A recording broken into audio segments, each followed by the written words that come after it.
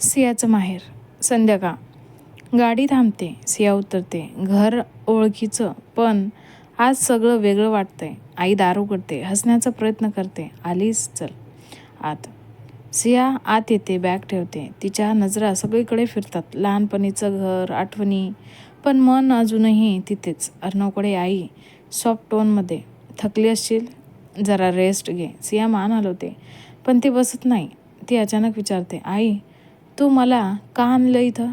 आई काही सेकंद शांत, मग तिच्याकडे सरळ बघते. कारण तू तिथे राहूनही तिथे नव्हतीस. सिया थोडी हर्ट होते.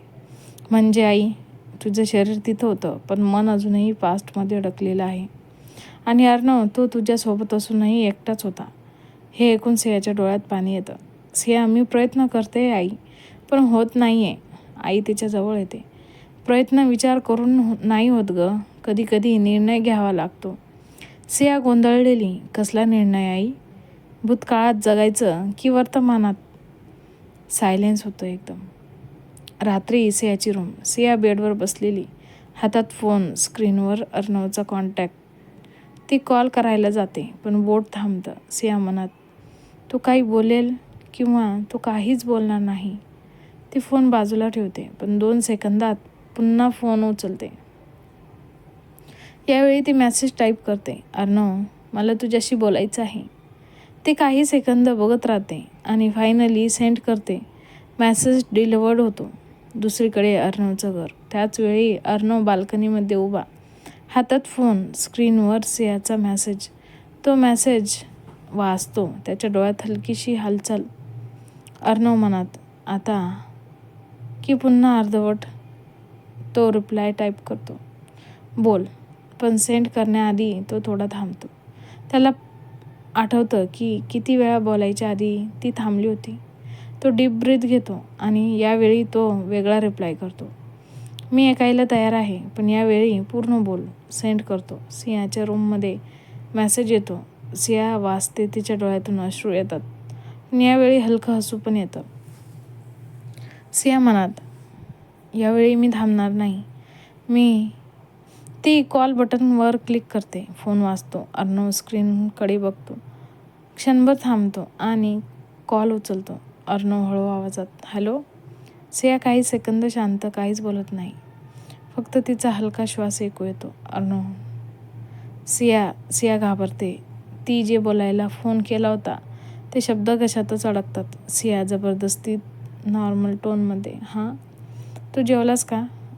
परत सायलेन्स. अर्णव थोडा कन्फ्यूज होत, हो केलं. तू? सिया, हो मी पण. पुन्हा सायलेन्स. सिया मनात, मला सांगायचं होतं.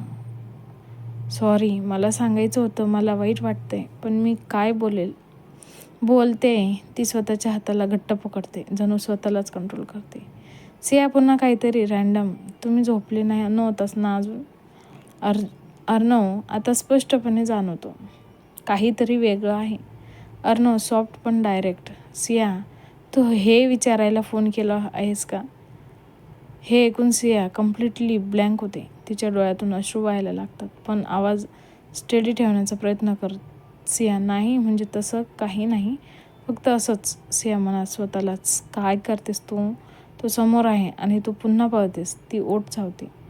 आवाज थरथरतोय, सिया तुम्ही औषध घेतलंस का? अर्णव डोळे बंद करतो, हलका श्वास घेतो. अर्णव थोडा दुखावलेला पण क्लॅम, हो सिया, सगळं केलं मी, जेवण, औषध, सगळं. क्षणभर थांबतो, मग हळू आवाजात, पण तू जे बोलायला फोन केला आहेस ते अजून बोललेलं नाहीस. डेड सायलेन्स होतं. सियाचं कंट्रोल तुटायला लागतं. ती बोलायचा प्रयत्न करते, अर्णव, पण मला शब्द पुन्हा अडकतात. तिचा आवाज तुटतो. ती काही सेकंद काहीच बोलत नाही. फक्त रडण्याचा आवाज अर्णव ऐकतो. त्याच्या चेहऱ्यावर पेन होता. अर्णव खूप हळू, ऑलमोस्ट कुजबुजत, सिया रडू नकोस. जर बोलता येत नसेल तर जबरदस्ती करू नकोस. हे ऐकून सियाला अजून वाईट वाटतं. सिया मनात, तो अजूनही माझी काळजी करतोय आणि मी त्याला दुखावते. ती डोळे घट्ट बंद करते आणि शेवटी कॉल कट होतो. कॉल नंतर सिया फोन हातात धरूनच बसलेली, तिचे हात थरथरत. सिया मनात, मी पुन्हा पळाले, मी काहीच बोलू शकले नाही. ते जोरात रडायला लागते. यावेळी गिल्ट अजून हॅवी होतं. दुसरीकडे अर्णव फोनकडे बघत राहतो. कॉल कट होतो. तो हलकच हसतो, पण ते हसू दुखावलेलं.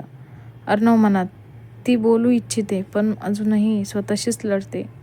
तो फोन बाजूला ठेवतो, बाल्कनीकडे बघतो आणि मी तिची वाट बघतोय. सकाळ, सियाचं माहेर. सगळ्यांचा नाश्ता झालेला. सिया थोडं नॉर्मल दिसण्याचा प्रयत्न करते.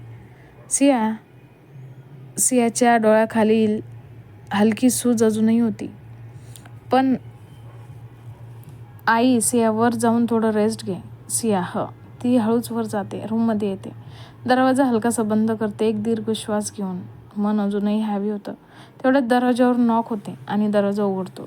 सिया दचकते. दार उघडते. तिची मैत्रीण रिया उभी, फुल एनर्जीमध्ये. रिया सरप्राईज देते. सियाचा चेहरा लगेच बदलतो. खूप दिवसांनी जेन्युइन हसू होतं. रिया, तू इथे? दोघी लगेच हक करतात. रूममध्ये दोघी बेडवर बसलेल्या. रिया सियाकडे बारीक लक्ष देऊन बघते. रिया चिडवत, काय मग मिसेस सिया अर्णव, लग्नाला इतके दिवस झाले. हनीमून कुठे झालं की अजून प्लॅनिंगमध्येच आहे? सिया ऑकवर्ड होत हसू दाबत, अगं काही नाही तसं. रिया लगेच फोन उचलते. बस, मला कळलं तू स्वतःच सांगणार नाहीस तर मीच जिजूला विचारते. सिया पॅनिक होते. अगं रिया नको, दे फोन. रिया हसत मागे सरकते. रिलॅक्स मॅडम, मी तुझं काम सोपं करते. ती अर्णवला कॉल लावते. सिया घाबरते. सिया लिटरली उठून फोन हिसकवायला जाते. रिया, दे ना प्लीज. रिया फोनवर होल्ड करून चिडवत, अगं इतके का घाबरतेस, नवरा आहे तुझा तो. तेवढ्यात आईची एंट्री होते. आई ट्रेमध्ये चहा स्नॅक्स घेऊन येते. अगं काय चाललंय तुमच्या दोघींचं, इतकी मस्ती? दोघी लगेच हसतात. मोमेंट डायव्हर्ट होतो. सिया थोडं कंट्रोल करत, काही नाही आई, ही ना फक्त चिडवते.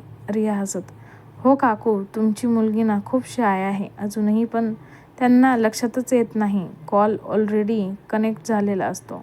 दुसरीकडे अर्णव फोन उचलतो. हॅलो, पण तिकडून कोणी डायरेक्ट बोलत नाही. तो थांबतो आणि त्याला सगळं ऐकू येतं. रिया बॅकग्राऊंडमध्ये, जिजूला सांगते मी हनीमूनला घेऊन जा तिला, नाहीतर ही कधीच बोलणार नाही. सियाला घाबरलेला आवाज, रिया बस कर ना. अर्णवच्या चेहऱ्यावर हलकंसं स्मित येतं. पहिल्यांदा थोडं लाईट फील होतं. अर्णव मनात, ती अजूनही तशीच आहे. काही बोलायचं असेल तरी दुसऱ्याच्या मागे लपते.